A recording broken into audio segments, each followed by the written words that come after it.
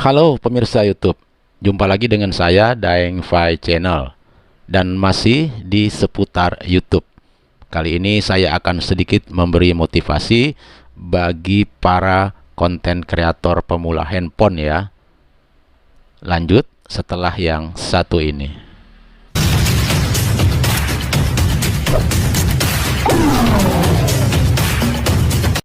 Ya, baik. Belum lama ini ada salah satu subscriber saya yang bertanya seperti begini. Kak, konten saya campur-campur. Bagaimana solusinya supaya banyak penonton? Ya, ini tergantung dari beberapa aspek. Ya, biasanya para kreator atau YouTuber pemula ini di awal-awal pasti membuat konten tidak didasari oleh planningnya dulu. Jadi dia membuat konten kadang-kadang bukan dari dasar hobi, bukan dari dasar keahlian, bukan dari dasar aktivitas dia sehari-hari, ya. Maka kebanyakan para konten kreator pemula itu dia membuat konten berdasarkan tren, ya, mengikuti video-video yang dia tonton. Oh, buat begini bagus ya. Oh, buat model begini bagus ya. Oh, buat konten prank bagus ya. Oh, buat konten vlog begini bagus ya. Ya, seandainya ya kemauan para kreator itu ingin membuat satu tema dan dia mempunyai skill atau seperti mempunyai hobi, keahlian dan kegiatan sehari-harinya yang dia kuasai, mungkin tidak jadi masalah. Namun lain hal dengan seperti subscriber saya yang bertanya, Kak, kenapa konten saya sepi penonton? Apakah karena konten saya campur-campur? Ya, semua itu ada solusi atau jalan keluarnya, ya.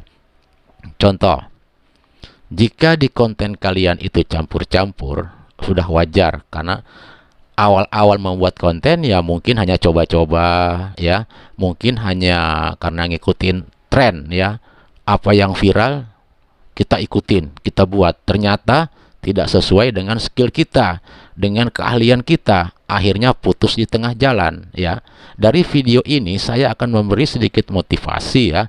Jangan sampai para konten kreator pemula handphone ini putus di tengah jalan hanya karena viewernya sedikit, ya.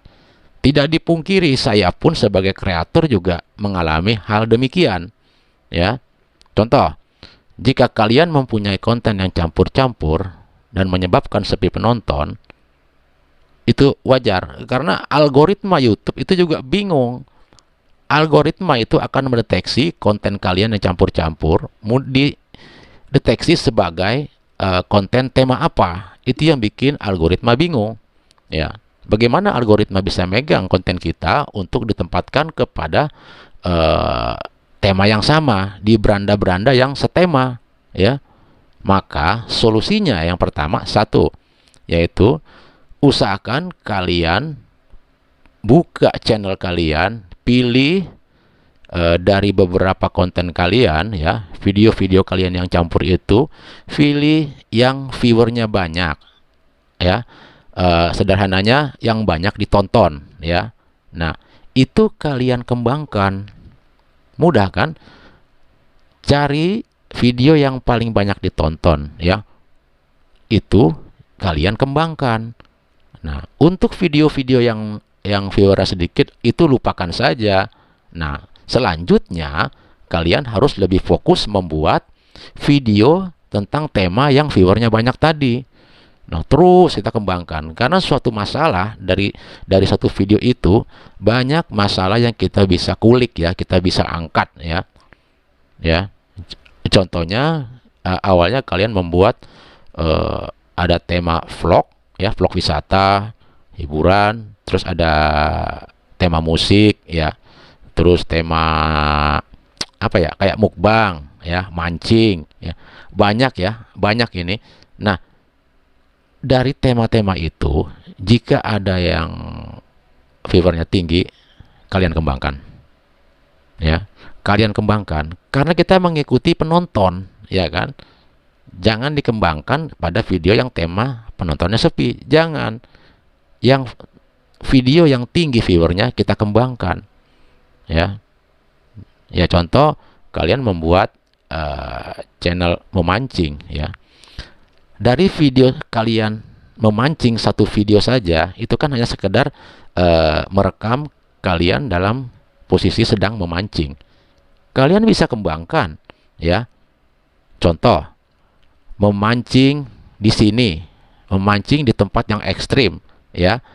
Terus memancing pakai tegek, istilahnya yang panjang, atau memancing tanpa memakai joran, memakai saringan, atau kan ada juga menyaring ikan atau pakai pukat, ya, atau menangkap ikan, apapun yang masih setema dengan memancing, dengan setema mencari ikan, bisa saja, ya. Itu kalau umpamanya di memancing. Kembangkan terus memancing, lupakan tema-tema yang lain yang viewernya sedikit.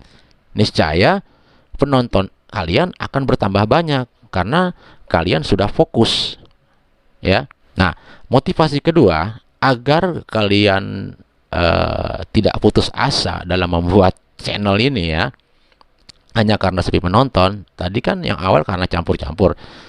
Nah, bisa saja setelah kalian fokus dalam satu tema, ternyata kalian tidak membuat metadata, ya.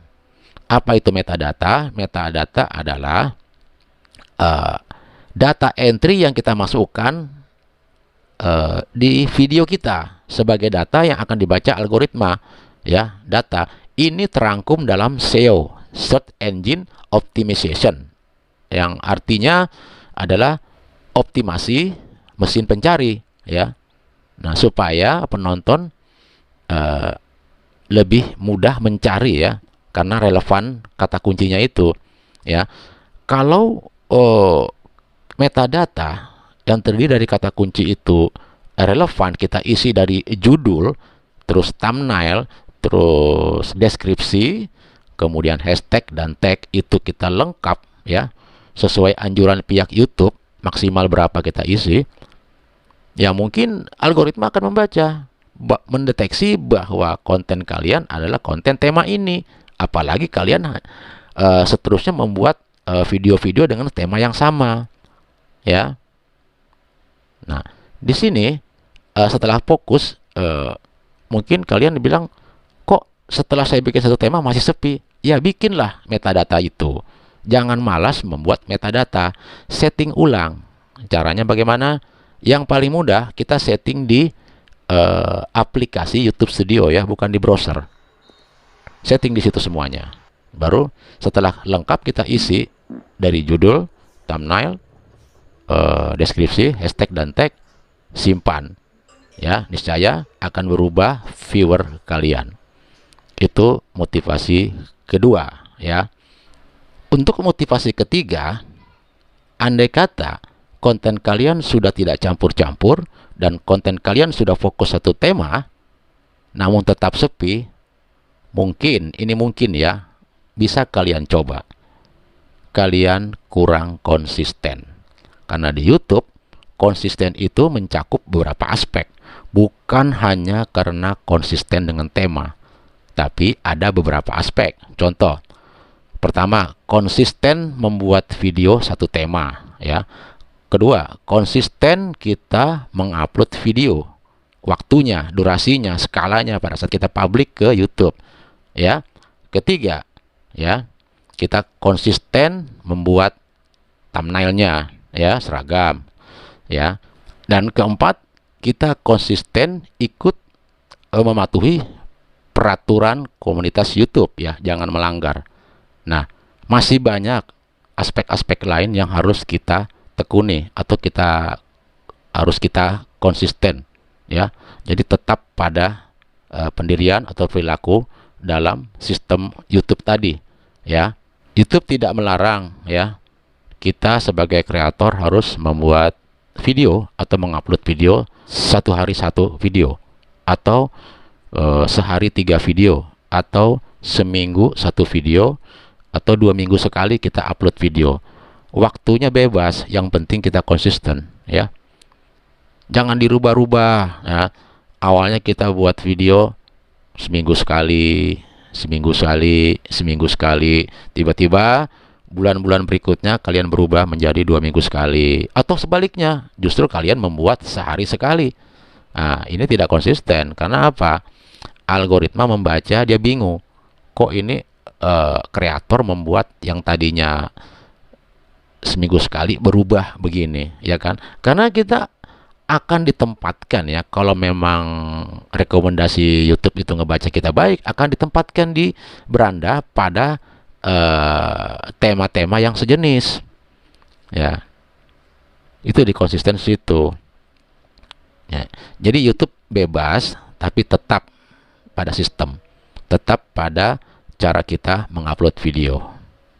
Kalian sebagai konten kreator harus saling mengunjungi kreator-kreator lain, ya. Ya. Di situ kan kita bisa saling silaturahmi, ya. Saling bertukar pikiran. Dan jangan malas belajar kepada kreator-kreator yang sudah senior, ya. Jangan malu bertanya, ya. Kita ambil ilmunya, kita coba pada diri kita, ya. Setelah kita udah membuat konten yang sejenis, satu niche, atau sederhananya satu tema, ya. Kita lihat di studio kita, studio kreator YouTube kita, di monetisasi channel, ya. Ada kreator yang lebih banyak subscribernya ketimbang jam tayangnya. Ada juga kreator yang lebih banyak jam tayangnya ketimbang subscribernya, ya. Itu lumrah, ya. Ingat, algoritma itu tidak bisa kita deteksi. Yang bisa, kita harus mengikuti aturan mereka. Subscriber atau subscribe itu, setelah kita memasuki program partner YouTube, bukan jadi patokan. Yang jadi patokan adalah views, jam tayang yang kita kejar. Karena 1000 subscriber hanya batasan, ya, hanya salah satu syarat untuk kita bisa mengikuti program partner YouTube, ya. Tapi setelah itu yang kita kejar adalah viewer. Viewer ini yang menentukan jumlah jam tayang. Ingat, tidak ada konten kreator yang gagal. Tapi yang jelas adanya konten kreator yang malas mengupload video. Semakin banyak video kita upload, semakin senang YouTube, ya. Semakin banyak video-video atau konten-konten yang untuk ditempatkan oleh YouTube sebagai iklan, ya. Ingat, iklannya adalah iklan intro dan outro karena kita belum ikut program partner YouTube. Baik, para kreator semua, sekiranya cukup sekian. Semoga ada manfaat, dan saya ucapkan salam